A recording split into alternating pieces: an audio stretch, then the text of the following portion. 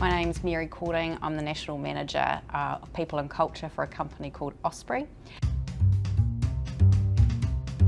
Good leadership is something that's hugely important to me, and naturally there's a $1 trillion industry built upon it. But to me, what it looks like is being vulnerable, not being afraid of who you are, being authentic. Who you are is important, and it's important that people see you for who you are.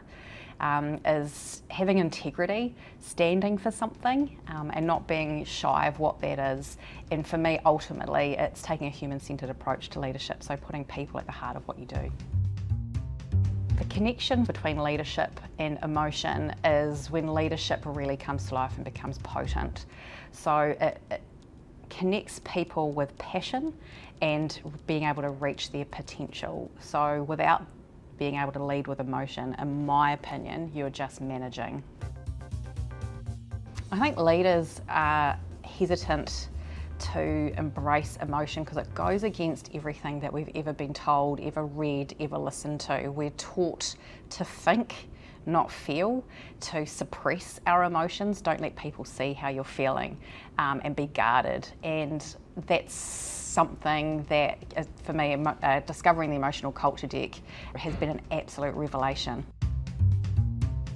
I think if you can harness emotion, it makes you a better leader, because if you start recognising it, talking about it, you can work with it.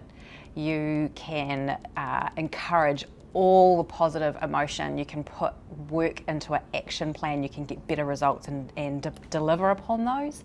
Likewise, if it's things that are more uncomfortable to talk about, maybe perceived as being negative, if you're talking about it, you can at least do something to kill it when it surfaces, or embrace it for what it is and take some learnings out of it.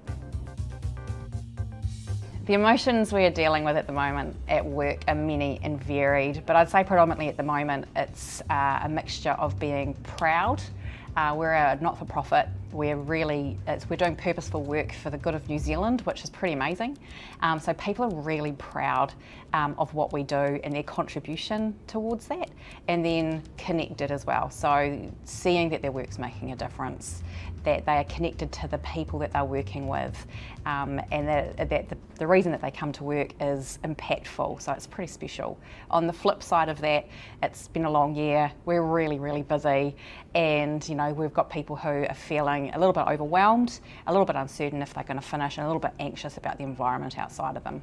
If you suppress emotions, a whole lot of unwanted behaviour and feelings can come of it. There can be a whole lot of drama, there can be a whole lot of work that doesn't need to happen, there can be just a whole lot of unsatisfactory conversation and action.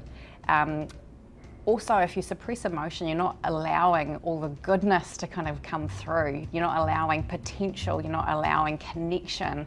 There's just people want to achieve, and if you suppress that, you're not allowing that to really get the momentum that it should be getting. It's a wasted opportunity.